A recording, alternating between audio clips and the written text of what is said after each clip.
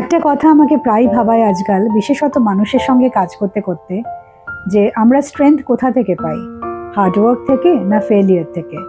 আমার তো মনে হয় স্ট্রংগেস্ট মানুষ সেই যে নিজেকে গ্রো করে হার্ডওয়ার্ক দিয়ে, কিন্তু গাইডেন্সটা নেয় ফেলিয়ারের লেসন থেকে। হার্ডওয়ার্ক আমাদের ডিসিপ্লিন শেখায়, স্কিলস শেখায়, কনসিস্টেন্সি শেখায়, কনফিডেন্স শেখায়। আর একাধারে ফেলিয়ার শেখায় আমাদের অ্যাডাপ্টেবিলিটি, রেজিলিয়েন্স, উইজডম এবং হিউমিলিটি।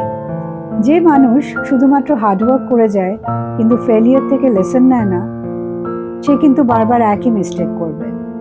এবং যে ফেলিয়ারকে ভীষণভাবে পার্ট অফ দ্য লাইফ করে নেয়, যার মধ্যে কনসিস্টেন্সি থাকে না হার্ডওয়ার্ক করার, সেই কিন্তু বারে বারে ডিসকারেজড হবে সামনে এগিয়ে যাওয়ার।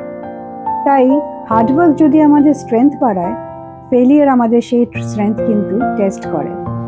তাই সন্তানদের, বাচ্চাদের আমরা নিশ্চয়ই ফেলিয়ারকে গ্লোরিফাই করব না, কিন্তু তাকে শেখাবো এফর্ট দেওয়া, এফর্টের যে ভ্যালু।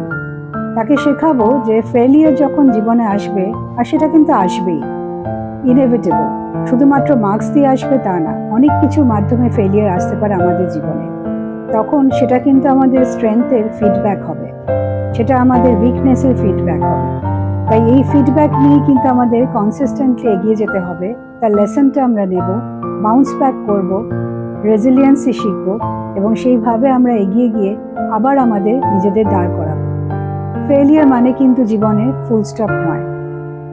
আমরা কিন্তু আমাদের ব্যবহারের মাধ্যমে সেটা সন্তানদের এই আইডিয়াটা দিতে পারবো যে ফেলিয়ার ইনএভিটেবল, ফেলিয়ার আসবেই। তাই ছোট থেকেই তাদের যখন গ্রেডস কম আসবে বা নাম্বারস কম আসবে, তখন আপনারা উতলা হবেন না। আমরা যদি ওভারওয়েলমড হয়ে যাই, তাহলে কিন্তু বাচ্চা শিখবে যে ফেলিয়ার মানে ফুল স্টপ, জীবনে আর এগোনো যায় না। ফেলিয়ার কিন্তু থেমে যাওয়া নয়।